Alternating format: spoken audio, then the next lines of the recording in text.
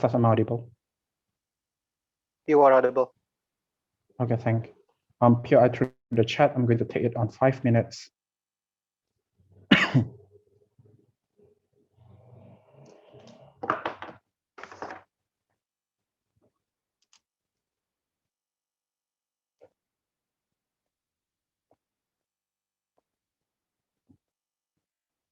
All right, starting my speech in 3, 2, 1. Bashar al-Assad regime claimed and declared that in his speech when he tried to control his society, he literally said that his country, his people are basically his assets, and that necessarily meant that individuals of other countries do not have the ability and capacity to eventually intervene into its own power state in the Syria. This translates into what we literally look in current status quo of how devastating peoples in Syria after the regimes of Assad, and how his monopoly of governments are literally making lots of people under the ground to be very devastating. This is something that we refuse on opening oppositions, and we regret the Westphalian conceptions that government side propose. I'm going to talk about 3 things. First, clarification. Second, I'm going to talk about why the structure of liberal conceptions are highly preferably in factors of economy, in factors of military protections, and third of all, I'm going to talk about even in the worst case scenario that these liberal conceptions rely on the superpower relies on global power like United States or China to control its hegemony. Why that is still better in comparison to Westphalian. So first of all, in clarifications first, right? Liberal conception doesn't look like what happened prior to the current state, right? Because in current times, we don't necessarily just rely on power countries solely on United States of America, because right now we also have the other interventions of global powers like China that are necessarily also shaping the behavior of how United States of America wants to shape its policy and also to shape its international agenda to other countries. We also think, right, in order for government side of the house to win this debate, they need to justify the world that can possibly be sustainable without the interventions and also help from other countries in terms of its military or economic benefit, right? Because if they, because for so long that governments are still highly existential and are capable of ruling themselves, and without the ability for us to necessarily control government because of the government's power in democratic countries, we think that it is unlikely on their side of the house that the countries are likely to be more peaceful in comparison to ours. Before I proceed, CG. What we defend is a Westphalian state, not authoritarian state. Why should we defend Bashar al-Assad? Well, because in Westphalian state, you are likely to prioritize your sovereignty over others. Even in the states where you are thinking that your individuals on the grounds are highly impoverished and also are highly tortured, you are likely to say that because it is for the sake of your government's benefit and for the sake of Syrians' power in the Middle Eastern state, and that is the reasons why you are likely to do that. I think there are typically the same. So first, independent rebuttals before of the substantive material. Opening government's characterization, and the only reasons why they against this, because they assume this is a reckless intervention, because countries are likely to intervene without necessarily understanding about the jurisdictions of country, and are likely to just intervene without understanding about the philosophical of each state. We say it is untrue, because United States interventions to Iraq due to like certainty, due to like their nuclear or whatnot, are not necessarily celebrated by countries, right? Many countries eventually condemn this because it literally harms the economy, the international interest in terms of the oil prices that are highly jeopardized on that time, right? This is just one of the example that proves to you how the global trade and global benefit are rightly taking part into this intervention are likely possible to stop certain reckless decisions. But then second of all, these are also likely to open up into many global agreements, right? Like how, for example, Turkey are likely to also support the mediations between Iran, Iraq, and also United States in that time. So this means that when you have this international world order, you are likely to have more possible negotiations on place as opposed to you using Westphalian, because country is always having the ability to just say that it is under my jurisdiction and other country should then intervene. So first issue, why current structure of liberal conceptions is much better. First layer, in terms of economy, we think that we are benefited in terms of three reasons. Number one, in terms of trade system, we are in terms of trading, we think that we are likely to benefit out of this. The reasons of why European Union exists, because in the past, because post World War, prior to World War II, a lot of countries in European are not generally rich, right? Even while in the current status quo, even when some other countries are not necessarily that rich than the other, but I think that at the very least they are currently elevating in terms of their socio-economic conditions than what happened in the past when they don't have the similar equipment to eventually do sailing to other countries in order to take their natural resources. We think that current times of the existence of European Union really give the benefit of other smaller countries inside of the euro to get the benefit of the currency that are the currency that are marginally increasing, and also benefit them in terms of their economic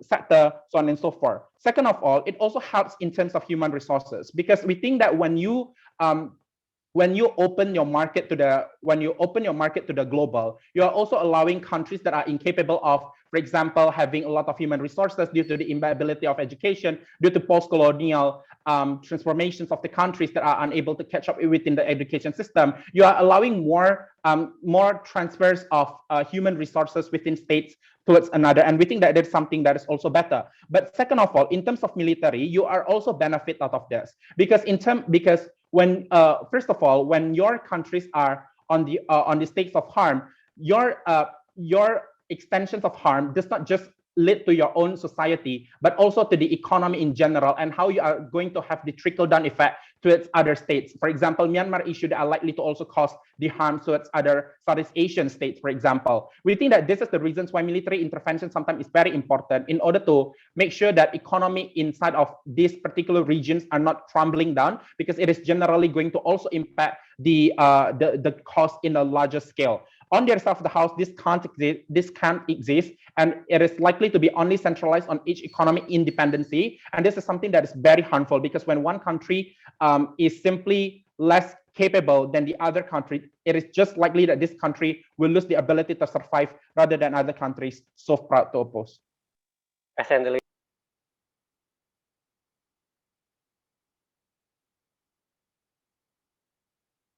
Dialog. Hello? Yeah, hello. You're audible. Okay, I'm audible. Okay. Please POI through the chat, and please don't unmute your mic. I will get my timer ready.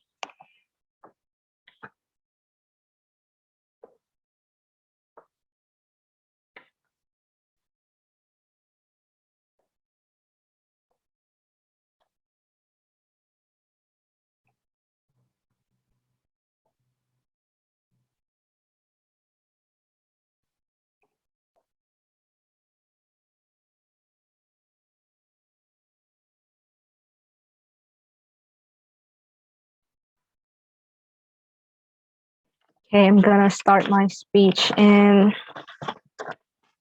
3, 2, 1. What government has never ever defended before in this debate is that they never tell you why it's okay to let some countries still maintain their state sovereignty even when it's in the cases of human rights violation where murder is happening and so on and so forth, like what Lapchong already told you, right? So here are some issues that I'm going to tell in this debate today. So first, I'm going to tell you about why liberal conception is not going to harm the principles or the essence of each country in the world, right? Why? Because we think that even when you're adopting this kind of concept, the organizations and other actors still respect your state sovereignty, right? It's not like every time they're gonna restrict you. It's not like every time you make a policy you need to ask for permission from them. No, it's not like that, right? We don't think that United Nations and other organizations are built in order to do stuff like that. We think countries still can freely decide and create policy that they think is best for the country, as long as it doesn't cross the line of, like, for example, human rights violation or what really threatens the world peace and so on and so forth. So we don't think what OG tell you is true, right? For example, like when they told you, later it's going to harm the conservative countries, you're going to discriminate against them. No, we think that they're still freely able to adopt their principle. If you're conservative, then go on. If you're religious, then go on, as long as you don't do stuffs that truly harm them, right? Also, there is also the International Criminal Court to protect this. However, we should also take note that sometimes countries do misuse this concept of sovereignty. For example, we do think that organizations should have the right to interfere these countries to a certain degree when human rights violation happen, right? Because we think that liberal conception here also acts as a source of hope and safety net for the people on the ground inside the faulty government or a faulty country, right? We think these victims of a bad governance, for example, like in Myanmar or in Syria, like what my Lapchong already told you, we think that to a certain degree we are able to protect them, and we think that if it's for supporting human rights, we think it's always justified to give them military aid and protection. We think without liberal conception and interference, it means government bench is defending the misuse of state sovereignty, right? Where people are suffering and whatsoever. We think interference is important and is also effective. For example, look at China freezing Myanmar's funding. Therefore, the military conflict in Myanmar is right now currently lessening because of the lack of funding, right? We think in government side of the house, they are defending world full of victims in the name of state sovereignty. But when government also tell you about the Libya crisis, we think that it's before the impact of it's before the intervention anyway, because of the Arab Spring issue. But why do we think that the interference is gonna be okay? Because of two reasons. Number one, we don't think that the interference is gonna be reckless, right? We think the country's power comes from diplomacy. So because they want to maintain good diplomacy and good image, they cannot just decide to interfere randomly, right? Because their decision is always gonna be announced to the whole world. They cannot abuse this kind of power. Number two, but even if they decide to interfere, obviously it's because it has justification and reasonings to do so, right? For example, like China deciding to freeze Myanmar's funding. Obviously, it's because something that the public and majority will agree on. It's because it's a publicly good thing and it's a generally good thing that people will agree on. We think even if they have their kind of personal agenda, for example, like China putting investments to other countries, like building infrastructure, we still think it's okay, right? Because it's still mutually win-win situation. Even if like they're interfering to some extent, it's not like you're not getting the benefits of it, right? For example, of course, maybe it will. Yeah, I think it's gonna be mutually okay for the countries, even if there's a personal agenda. But the last thing I'm gonna say is exactly by this, we think that government bench is attacking the weaker countries, and we think that this is especially making the underdeveloped or developing countries more and more vulnerable. Why? Because we think that we are gonna highlight that right now in status quo, this kind of countries that are weaker depend heavily on diplomacy and international relations in order to develop their countries, right? We say by establishing their kind of world order, we think this is gonna limit the options instead in their side of the house for the poorer countries. Why? Because they are defending a world where countries are where countries are focused on being individualistic and not linked into international organization. We think that this lessens their relations tremendously, and they're not going to have much connection and links to other countries. Basically, government bench is just throwing them to the drain, right? Because usually these kinds of countries get the funding and aid from international organizations and relationship. For example, you can look at Timor right now, how much they are suffering because of the lack of relationship with other countries. Timor from because their economy is very bad and they really need help, but they're not doing any kinds of relations with other countries. But so why is diplomacy important in the end of the day? Because of number one, diplomacy is important for building back the economies of countries that need it, right? For example, let's just look at North Korea, for example. Why North Korea is so closed off in the beginning is because sure, they have the resources to just stay in that place and not form any kinds of relationship with other countries. But what about people who do not have? What about countries that do not have the initial resources in their country? It obviously means that they need the relationships, right? But when you see North Korea right now, they are even starting to come out from their shell. It's just proving to you how relationships is important and how North Korea is also slowly conceding that they need other people to survive, right? We think we already proved to you how economically speaking, our side of the house is much more beneficial because you are being linked to a certain organization. Therefore, the countries, the bigger countries in that one is in that one's gonna help you. But even in our worst case, where the interference is not gonna work, right? But we think it's at least we're trying to protect these people. We are not turning a blind eye towards injustice. We're still trying to help, and we still give hope to the people who are suffering in that country. That's why we are very proud to oppose. Thank you. I thank the Deputy Leader of Opposition for the speech to open the case for opposing government and call upon a member of government here. Hai Kak, I'm really sorry. Boleh ke toilet sebentar nggak Kak? Just 1 minute. Yeah, sure. Thank you.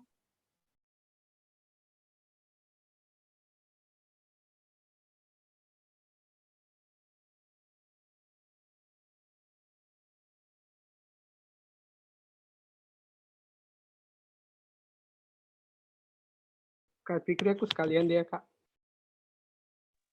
Enggak, boleh lah. Oke, Kak.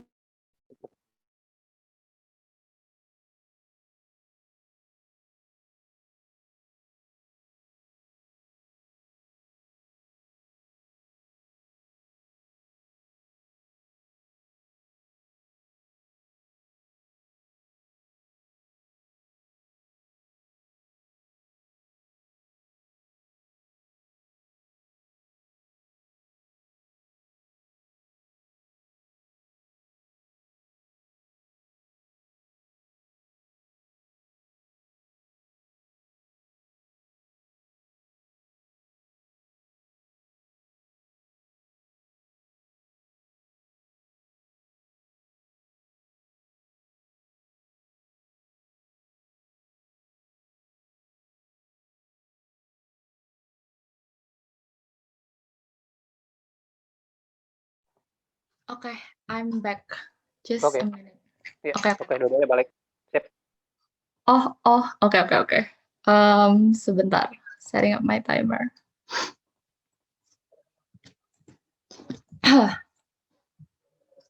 Wait a minute. Oh yeah. My preferred gender pronoun is she or her. If you have any POI, please do so in the chat. But I will prioritize from OO. And yeah. Just a minute. Mana tadi?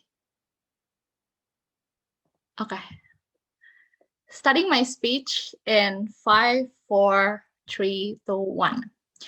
A few framing that closing government would like to offer in this debate. Firstly, I think that the wording in this motion clearly state that this is a this house prefer motion, meaning that this is a clean slate debate, right?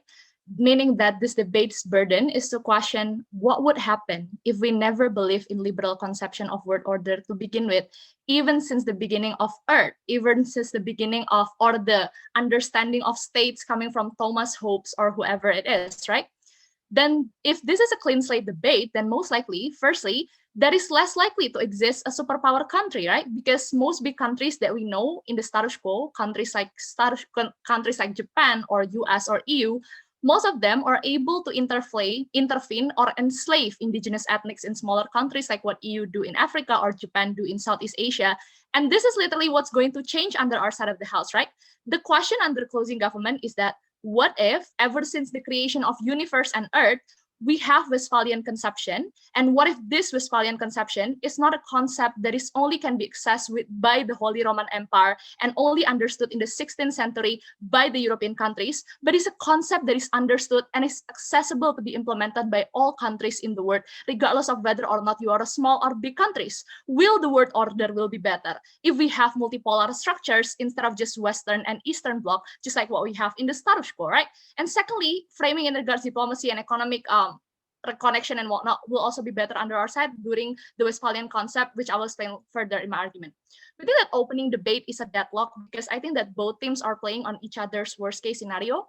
In opening government, they are super pessimistic, saying that liberal conception of word order is always bad because it focuses so much on highlighting the worst in every liberal mega countries like US or EU, for example. They are corrupted, they create blanket policy, they uniformize the trade structure that is, very counterproductive for the economic structure of smaller countries, and smaller countries being the slaves of bigger countries and whatnot. We think that this is a very wonderful justification from our opening, but this is factually untrue, right? Because firstly, invasion and intervention is not only done by Western Bloc, it is not only done by US or EU, and contrary to popular belief, Eastern Bloc like Russia and China currently have more proxy or occupant country under their rules in comparison to EU or US, and there is still enough counterbalance to combat Western power. We're talking about Russia occupation in Crimea to combat US power in Western Ukraine. We're talking about China wanting to give aid to Palestine in form of vaccine as a pragmatic means to combat Israeli power in Middle East. So again, this debate is not about whether or not Western is bad, because the harsh reality about liberalism is that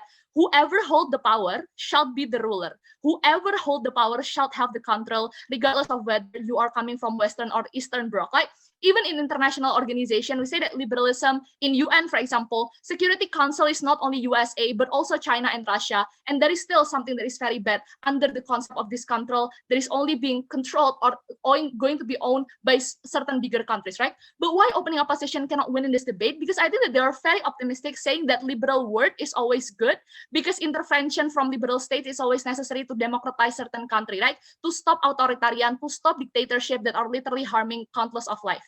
We think that this is very optimistic, because just because US penetrate dictatorial countries, that doesn't necessarily mean that they care about the prosperity of the people. Just because US penetrate Bolivia to impeach Evo Morales doesn't mean Bolivia will suddenly prosper and be democratized and have good socio-economic and be released from dictatorship, but rather the dictator is being replaced by people like Luis Arce to continue extorting people. But the difference is only this dictator is pro-Western, right? This dictator is pro-US, for example, and can be used as a token to support US hegemony in Southern America, for example, right? To extort Bolivian oil and fabric even more. In a conclusion, this is a zero-sum game, and it's very hard to find the tipping point between opening teams, for example, because they are running on a very optimistic and pessimistic and different setup and background and assumption. And this is not even what the motion demands to begin with, right? This is going to be the contribution of closing government to bridge this deadlock by two things. Firstly, biting the bullet and taking the challenge of opposition.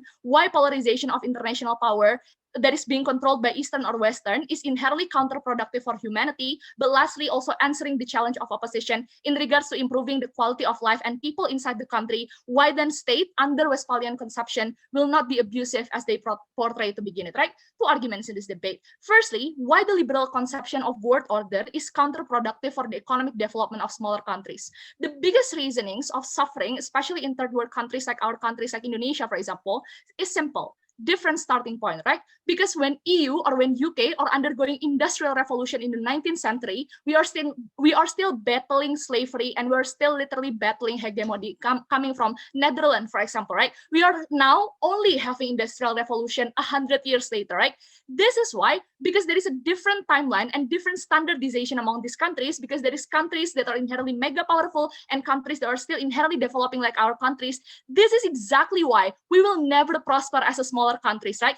Even though free market exists under the concept of liberalism, world order, we will never have our commodity, we will never have our product to be accepted to begin with, right? EU can simply being elitist, for example, saying that we do not want to collude with Indonesia, we do not want to trade with smaller countries because CCP product from Indonesia is not ethical, for example, it is harming the environment. But they do the same 100 years ago, right? They do the same because there is a liberalism world order, for example, that allows them to do so in the past, that allows them to do that first before the smaller countries to begin with, right? Which is, again, is very unethical to begin with, right? We're not even talking about the intervention or the invasion per se, but the existence of liberalism world order in itself is already a blockade, it's already an intervention to our possibility of gaining prosperity to begin with. Because then again, we will always have different timeline and different standardization of products, different standardization of way of living that creates literally these big countries becoming hypocrites to begin with, right?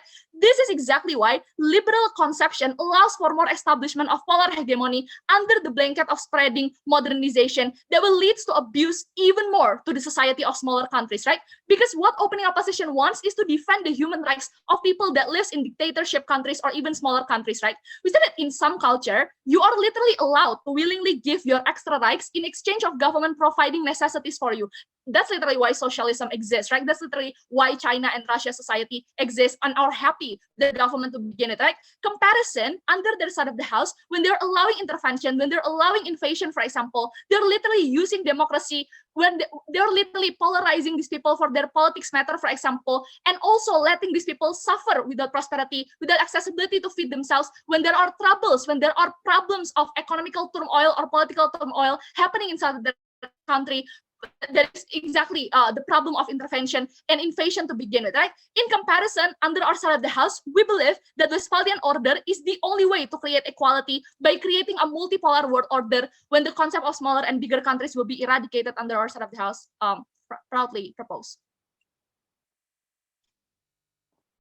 As a member of government for speech, to open the case for closing opposition, I call upon a member of opposition. Here. Am I audible? You are audible. Okay, give me a second. I'll set my stopwatch.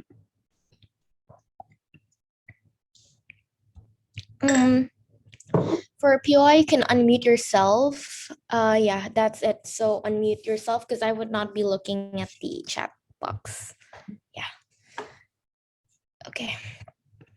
Let me start my speech in 3, 2, 1.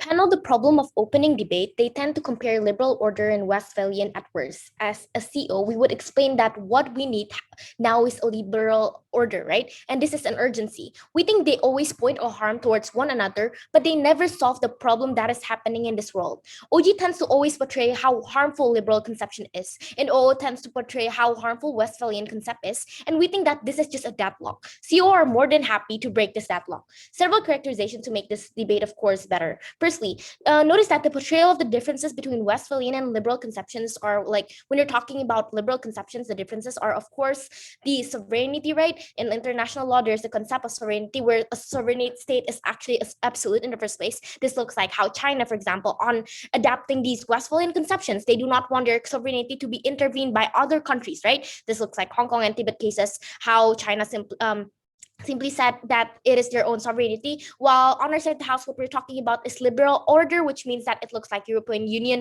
countries, where of course they also collaborate with other countries and also the society itself. And secondly, side government should actually protect in regards to transactional issues, which of course the problem is that all of the debate that was being like opening government, opening opposition, and even closing government, they never even engage this transactional issues, which mean if the countries think climate change is not the priority, they won't make any climate climate change policies, right? Which would happen under State House. This is what happened when on our State House. When you're talking about under our State House, of course, we would care more about climate change, which I'm going to explain further throughout my arguments, right? Because notice that under State House, when you're talking about Westphalian countries, they're so individualistic. So two things in my speech then. Firstly, why having a liberal conceptions is a better solution for countries, and secondly, why do we solve the world better under our State House? Okay, then, first issues. Why having a liberal conceptions is a better solution for countries. Under these issues, I'm going to prove via State House we have lesser potential conflicts, of course, and even we're going to engage under best case scenarios we're more than happy to engage in. First rebuttal, to tackle CG, if all countries adopt Westphalian, the problem is that there would be more incentives to colonize other countries, because this is the only way a certain countries can survive, right? Which is only through expanding. When you're talking about liberal order, it reduces the incentives to extend, because they can get benefit like through because notice that under your State House, when you're talking about liberal order, it reduces the incentives to extend, because they can get benefit through one another, through cooperation and working with one another, right? Of course, on our State House, we would help another. Well, what happened under State House? Of course, in order for the country to survive, it is only through expansion, and exactly because they have different starting point, Westphalian will not have any incentives to trade with smaller poor countries, because what will happen is colonizations, because countries need to expand to economically survive. Like, who wants to work with small countries, like if they're not interdependent towards one another? Secondly, exactly OG portrayals where every country's have different interests. Let me take a point for that, OG. I'm just going to talk briefly because O had pretty engaged this, but of course I'm going to give more analysis in regarding to the statement. Not all countries are as rich as you think, right? A lot of countries are full in debt. Exactly, the existence of the Westphalian concepts do not have any IMF. Right, in IMF you can just borrow money through this IMF. Well, on your side, when you want the world order to be like Westphalian in and of itself, of course what will happen is, even at worst, countries do not want to help them. They would just exploit them. This just looks like the Belt and Road policies, right? If you're talking about IMF, they can just extend it the time you borrow the funding, for example. There would be more compromises. When you just portray a Westphalian conceptions, IMF will not exist in the first place. By these reasons, I'm going to talk next about potential conflict of countries can be hindrance by an approach of a liberalistic approach, right? But why is this the case? Firstly, a country is interdependent to another countries, so of course they cannot just attack one countries over another. This is what will happen under our State House.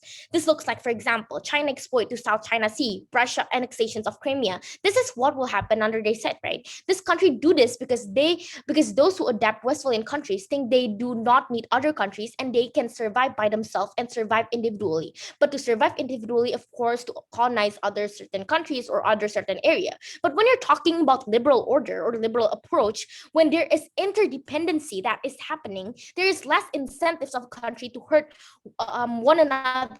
The interdependency actually looks like economy corporations or even military corporation like NATO, right? So if they screw with each other, they would fall with each other. So even if at the worst case scenarios on our State House, or even at their best case scenarios, China and the United States, probably they would think that these countries are so powerful and control most of the UN, but the existence of dominant countries of two or more is needed in a liberal order, because it creates mutually asserted destructions. Because the United States have nuclear, Russia have nuclear, China have nuclear. If there are a dominant country who started to use this nuclear to other countries would use the nuclear to bash their own countries, right? This is the reason there are dominant countries to bash nuclear to other countries, because they do not want their own countries to get attacked with this nuclear bomb in the first place. So this is actually good in the first place, right? And going to my second issue stand, why do we solve issues better under a State House? Okay, since all of the opening bench had never talked about transactional issues, I'm going to engage these issues while actually supposedly it should be mentioned earlier in the debate, right? Firstly, when you're talking about transactional issues, but one note you should notice, there is a new threat in humanity, and all of these threats are transactional threat, right? Namely, climate change, pandemic. Because of this threat, it needs participations of a lot of countries. Participation can be in a form of setting up carbon policies, reductions of greenhouse emissions, on how you started to use, just for example, green technologies, right? And to change and improve the climate change, you definitely need togetherness of the whole countries, like the whole world. Transactional threat cannot be solved through individualistic approach, which is Westphalian world. Why is this the case? Because the problem of climate change, pandemic, it involves your common ecosystem. This would not work if any other countries use the same approach, right? Look for some countries where they do not feel the impact of climate change as soon as the other countries. Of course, what will they do is that they deny the climate change itself. This looks like Russia, right? Climate change is an urgency. right?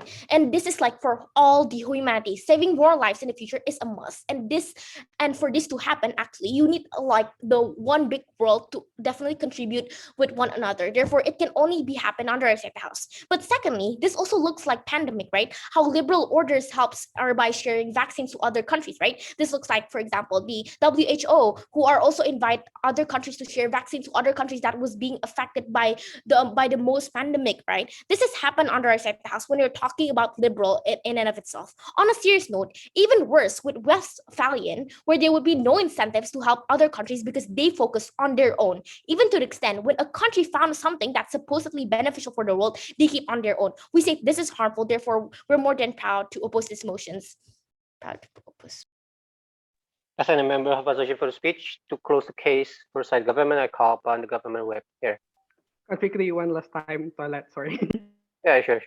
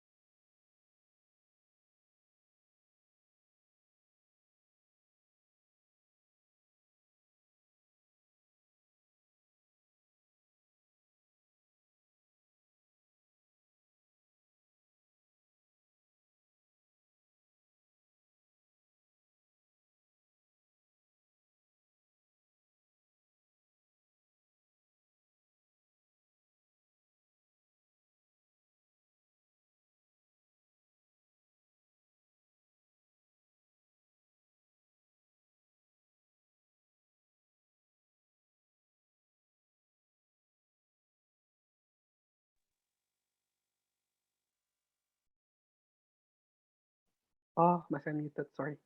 Okay, Okay. setting up the timer.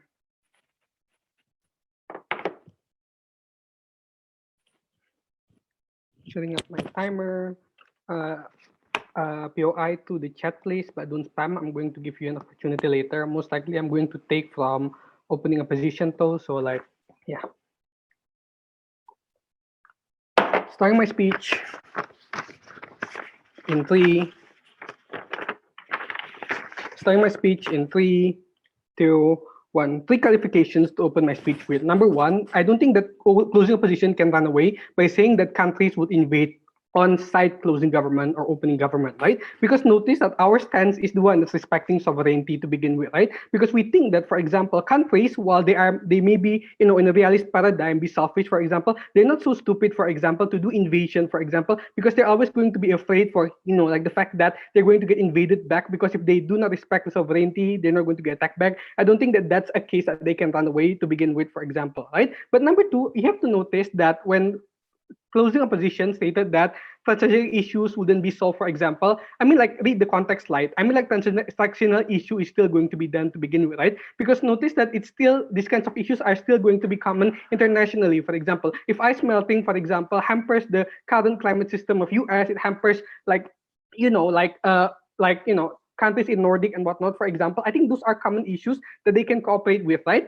Third, this to me to my third clarification is that on closing government, we are not against cooperation, right? We're against interdependency. We're against the liberal norm. The democracy is number one and whatnot, and that should be spreaded to any means possible. I mean, that's the gist of our case, right? 2 clashes then, right? Number 1, does liberal world order actually create invasion or not, or will it harm like small countries militarily? Number 2, I'm going to talk about which size guarantees better economic development. on his side of the house, right? Because opening opposition and closing opposition stated that war is not going to be happen, for example, and because there's not going to be any reckless attack because people are not that stupid and whatnot, for example, right? Notice that on your side of the house, LWO is not only a concept, right? It's a doctrine, for example. It's glorified in many international conventions and whatnot, and it's most of the time it's celebrated that we have to protect people in democracy, for example, right? That's why in leader of opposition, when he stated, for example, that countries don't celebrate the invasion of Iraq and whatnot. We don't care if it's celebrated by people and whatnot, for example, right?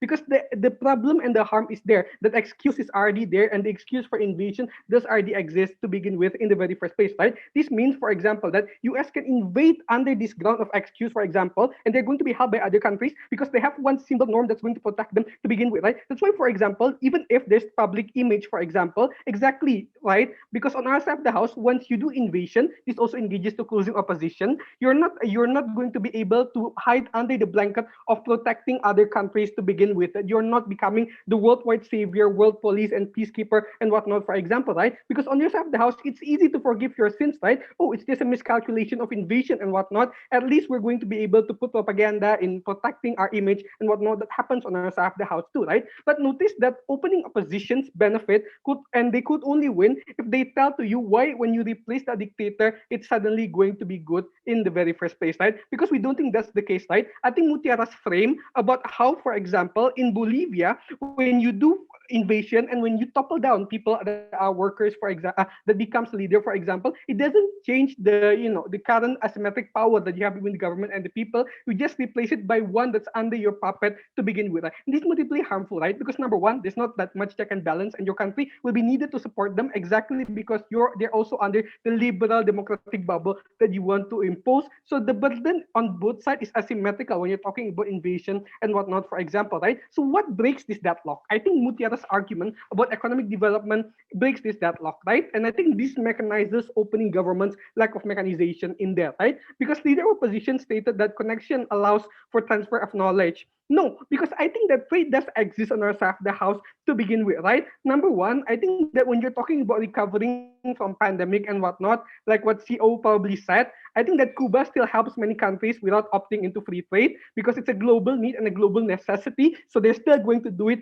anyway to begin with, right? But number two, I think that to an extent, when you're talking about these kinds of things, it's going to be much more transactional in nature, right? Because you want more benefit from them, for example. That's why, like IMF SAP, for example, they're forcing you to open your borders and opt in into free trade to begin with, right? And this is harmful, for example, right? Because most likely, for example, what's the study case of this? I think it's how, like in our side of the house on closing government, like Malaysia was able to reject IMF in 1998, for example, because they knew if they reject the SAP from IMF and whatnot, for example, their country is going to be flooded by many different foreign products, for example, which would kill the SMEs inside of the country and whatnot, for example, right? That's number one. But number two, notice that if closing opposition wants to bring about debt, I think the reason why debt does exist is because you buy and take loan from international cooperative bodies like IMF to begin with, right? So I don't think that they can just say, for example, on our side of the house, most likely you're going to be, like unhelpful and whatnot, because no, cooperation does exist. For example, you can still move to your competitive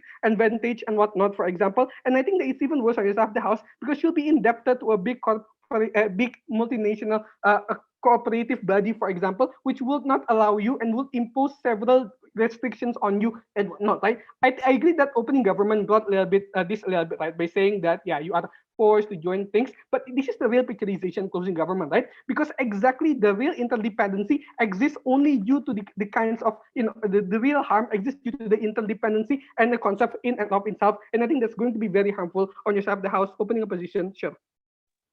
Without United Nations control on your side, things like averagings of the numbers of vaccinations to be distributed to countries, even to the developing countries that have lack of economy power, wouldn't likely to exist because of the independence and prioritizations of certain bloc. How do you respond to that? Yeah, I think on our side, the house vaccine is like a world problem, for example. So most likely exactly because of COVID, like it's going to spread to your country anyway. You want to stop that harm, for example. I think this is like how I brought up Cuba earlier because that's what Cuba does. They're afraid it's going to impact them themselves and then get why this POI is necessary, right? So what happens in opposition, right? I think that what happens when you're talking about self-development or economic development of countries, for example, you will only allow more monopoly on your side of the house, right? That Western MNCs that opt in and take over areas, for example, only for their gain and stacking out like real UMKM or SMEs that happens, for example, right? Because in opposition, you're in codependent, right? Your people will be in the trust and whatnot, for example. It's better in government when states can opt in and out of agreements, such as how ASEAN, for example, right? That maybe when we want to pursue a certain cooperation among countries in ASEAN and whatnot, it's going to be better because most likely you wouldn't be stopped, for example, because you're thinking like, oh, they're doing like heavy kinds of like human rights and whatnot, for example, right? And it actually creates better economic development for your country because you're much more flexible in opting out on better cooperation and better cooperation and much more flexibility for the country and all your people, right? So this in conclusion, closing government mechanizes opening government's case without opening opposition's direct harm, and very proud to propose. Right, I thank the Gov for the speech. To close the case for opposition and this round, I call upon the opposition whip here.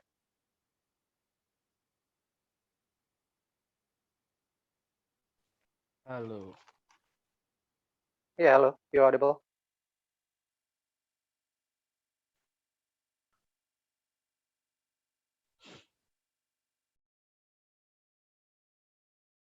Okay, I'll start. Okay. I don't have any specific gender pronouns. For POI, just unmute yourself, and it's okay to speak a little bit louder. I'm going to start my speech in 3, 2, 1. In order for any team to win this debate, is you cannot simply just throw away any specific harms or benefits, right? Without explaining the exclusivity of that harms or that benefits. And that is exactly where closing opposition comes in. We're going to prove to you why the creations of harms of Westphalian countries is exclusively going to happen only in Westphalian countries. We're also going to prove to you that there is exactly no incentive for West if we reset everything to beginning like what closing government says, which is something new contextualization brought in closing debate. Even if that happens, that would not solve the problem of countries not intervening against each other, which is also the exclusive traits of exclusive harms of Westphalian countries when all countries adopting Westphalian policies of Westphalian orders. Now, what am I going to bring in my speech today? Firstly, I'm going to prove to you why the incentive for intervention that is going to be harmful for other countries going to be exist in if all countries adopt Westphalian order. And secondly, I'm going to prove to you why the trade-offs of another country changing their values to become to democratize that country and to liberalize their economy is a fair trade-off, and that's exactly going to be beneficial also for that country. That's exactly why we think that closing opposition should win this debate. But let's start with the first point. Closing government came into this debate about talking about intervention, and I think that if our world today are reset and then every country adopt Westphalian policy, there is not going to be any intervention.